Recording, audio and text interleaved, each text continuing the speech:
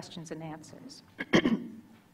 So just to start, and maybe Mr. Mohammed and Mr. Okupe, you can start with this one.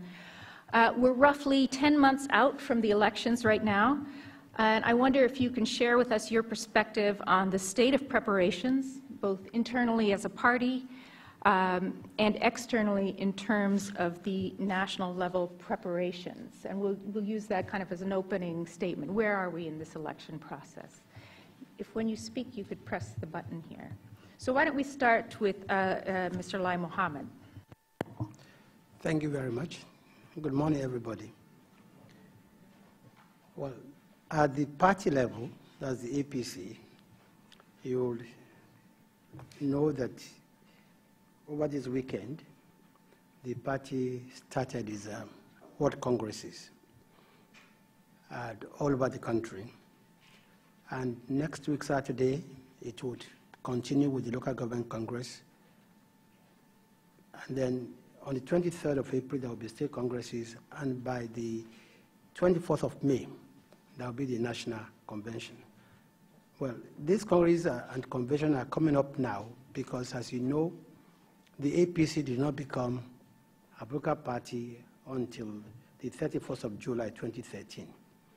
And within that time, what the interim executive has done has been to put together the party by embarking on a nationwide registration of its members.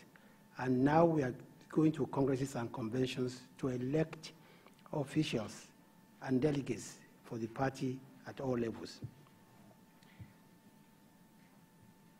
Ahead of that, on Thursday, March 6th, the party also unveiled its roadmap to a new Nigeria, which detailed the party's priorities in fixing the widespread failings of the previous government since 1999, in order to bring hope and succor to the long-suffering to the people of Nigeria. This manifesto, which we launched on the 6th of March, was prepared after a public opinion survey, perhaps the largest ever carried out in Nigeria, which was contracted by a party with the sole intention of determining areas in which Nigerians will want their government to focus upon. The results were even more revealing than we thought, because in that survey, 50% of Nigerians said things were not going in the right direction, as against 24% who said things were going in a good direction. That survey also revealed that 60% Nigerians said they want the government to focus more on job creations, and 50% said the president was not doing enough to create jobs, while 59% that survey said that the president was not doing a good job fighting corruption. This led us to believe that job creation, the fight against corruption, and insecurity are the greatest challenges Nigerians are facing today, among others. Of course, these are some of the issues that will shape the 2015 elections. Concerning our preparations for elections at national level, we believe that not much has been done to engender confidence among the populace that the elections will be different from the previous ones, especially in 2011 in terms of credibility of the process. We believe in the enactment of necessary laws that will make the elections free, fair, and credible. For example, we believe the Independent National Electoral Commission must decide that we would use a method that we are going to adopt a voting based on the biometric data system, which we believe to be the only antidote to rigging and election manipulation. Also, necessary amendments to electoral law have yet to be carried out, and this is key in ensuring credible polls. Our party also believes there should be a tribunal to summarily try electoral officers and send a message to all that rigging, manipulation, and violence will not be tolerated during these, the coming elections. Great. Thank you very much, and thank you for sticking within time, which is great. Let's turn to Mr. Okupe with the same question. Thank you very much, and good morning, distinguished ladies and gentlemen. I have a problem here. The question you ask us is, we are just about 10 months away from the elections, and the state of preparations internally as a party and externally in terms of national level preparations. I have not come here to discuss politics in terms of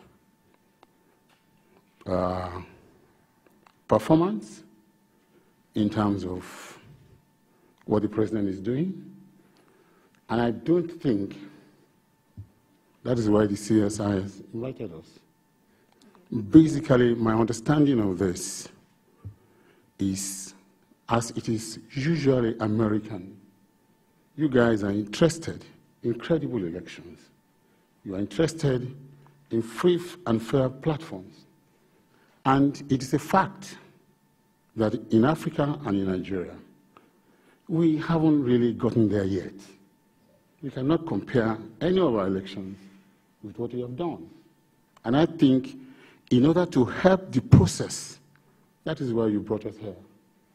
We have reservations about discussing our internal affairs abroad, but we honor this invitation because we believe the American people and agencies in America want to help Africa, and in Nigeria in particular. Lai Mohammed must restrict himself to the questions that have been asked. He must not, under any circumstances, cast aspersion on the President of the Federal Republic of Nigeria, and if he does, then we will change, he knows me, we will change the theme of this discussion, and we will change the mode of this discussion. But for now, I will let it go. Yes. Thank you, sir. Good. Why don't you tell us what you, so I'll go to that now. Yeah, now, in terms of preparation, in Nigeria, really speaking, the organization that is empowered to undertake this is INEC. And we believe that we've got a good man at the helm of affairs. The elections that Lai Mohammed discredited, the 2011 elections, was perhaps one of the best elections ever held on Nigerian soil. I remember Johnny Carson commenting on this election. Johnny Carson is a respected person in this society, and I doubt whether the American people will not take his statement credibly. It's not just Johnny Carson. Many foreign observers passed comments and passed that election. There's no election, even elections that were held in the United States had their own issues. We remember the Florida matter, I remember the Nixon issue, so many, but by and large, if the average performance is such that it does, the better aspect of it does not affect the essence of the election, usually reasonable men will pass such an election as being fair, free and fair. If I could just say, 800 people did die in the aftermath of that election. Correct. That was not because of the election. That was because there are desperate people in Nigeria who went and incited unfortunate, citizens to go on a rampage, and that is what happened. That is our problem in the country. It was not the process of the election that killed them. The election took place. It was free and fair. But because some people, here in America, and I've always said it, for an election to be okay, the winner must clearly, fairly emerge, and the loser must accept. If the winner clearly emerges and the loser is a spoiled sport, what can we do about that? this is what we should be discussing here. You know, we all should cooperate and ensure that even though there may be inadequacies in the system, provided the political parties are committed to true democracy. The President of the Federal Republic of Nigeria said it in 2011, that he would rather lose the election and go back to Turkey as a president in Nigeria who lost election than to rig the election. And my mandate here, I saw the president before I came here. What he told me to tell the American people is that he has not decided to run and that he is not desperate for power. And evidence has shown that. In 2011, just a minute, ma'am, just a minute, ma'am. In the 2011 election, the ruling party lost several states, including the entire states, 6 states in the southwest, and some states, yes. We're going to have time. As we said in the instructions before, we would give each side 5 minutes to Thank you. respond. That's okay. That's all right. We'll be able to come back to some of these questions and issues in the question and answer. So we haven't gotten quite a sense of where you think these elections stand, these election preparations stand right now. The major part of the preparations that need to be done will be done by INEC. As for us, you know, the APC is a very new party. They have problems with manifesto, ward election. We don't have that kind of problem. We don't have that kind of problem. This is an established party, you know, deeply rooted, the only party that you will find anywhere and everywhere in Nigeria. Well, I'm not coming here to lie to you. This is the truth. Okay. We don't have that kind of problem. Okay, thank you. As you said, we're not going to cast aspersions. Correct, thank you.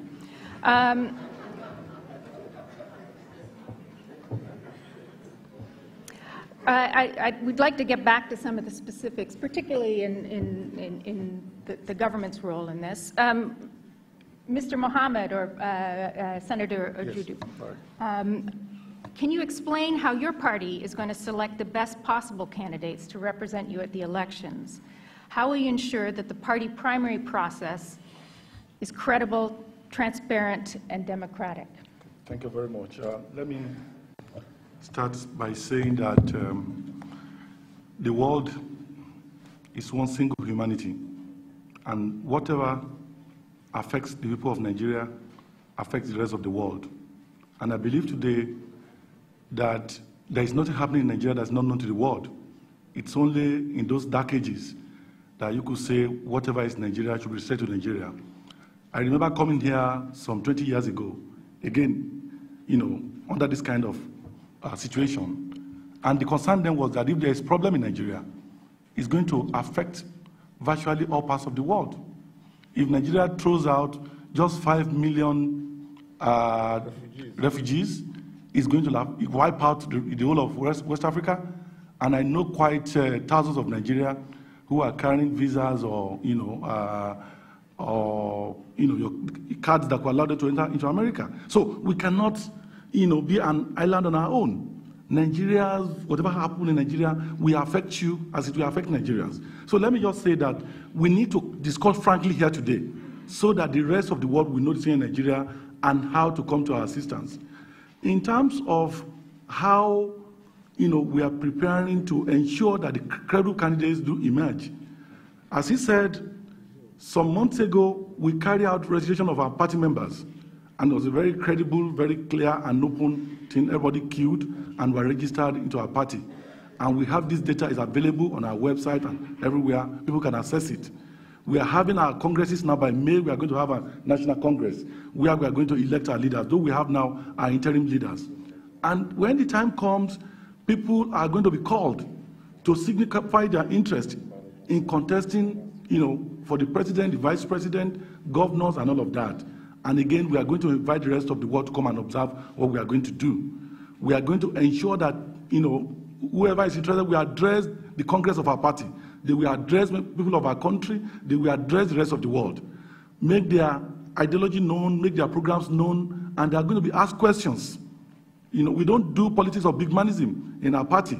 People are going to be subjected to questioning. And that was why I, as a senator, had to propose a bill that we should set up a debate commission in our country so that anybody contesting for any public office must be made to go through public debate with his opponents.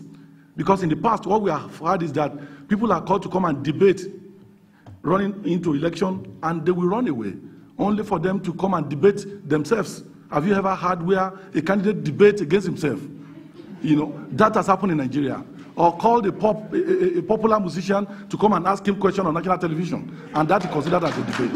This we intend not to happen, and we are going to call on the rest of the world. For us to have credible leadership in Nigeria, you must ask whoever is going to rule us to be ready to subject himself to be questioned by the people of the country. We are going to set that example in our party, and we expect that when the general election comes, people who are going to contest against our candidate must also be ready to debate our candidate.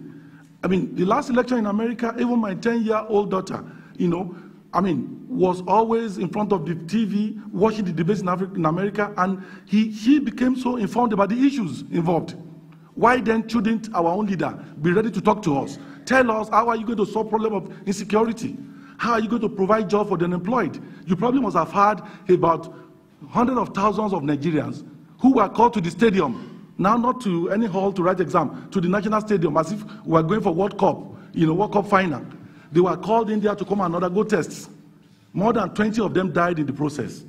That will show you what we are going through, you know, in terms of unemployment. People are going to be asked questions about that. What are you going to do to provide jobs for our school leavers? What are you going to do to ensure that people are not being killed every day? Just yesterday, 120 Nigerians were killed in Zamfara. Every day you continue to read stories about Nigeria, people being killed. It is not Afghanistan, for God's sake. This is Nigeria. Problems of insecurity, unemployment, corruption. You keep hearing of $20 billion missing, 39 billion naira missing everywhere. We are going to ask questions about those things. So, as we move on to the elections, you must insist that there is openness, there is transparency. People must, be ready to subject themselves to be questioned and being examined, so that the right leaders could be chosen in Nigeria. Thank you very much.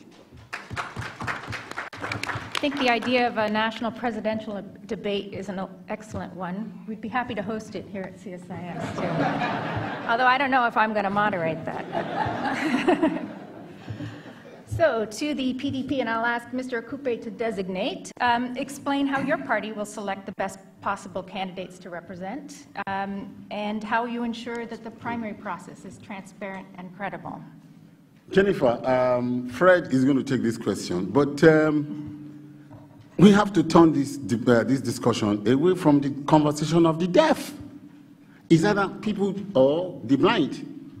This question you asked the distinguished senator was, how is his party preparing for primaries?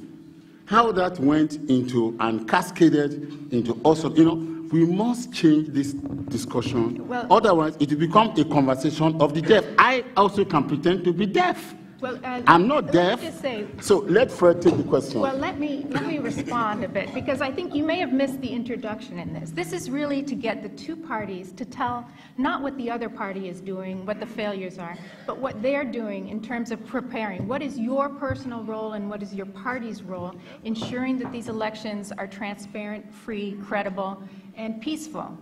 And I think, the idea of having a candidate's debate in the primary and follow on was his response. That's the APC strategy. What is the PDP strategy? The APC has antecedents. None of the antecedents has ever dictated anything anywhere in Nigeria. I'd like you to answer for the PDP.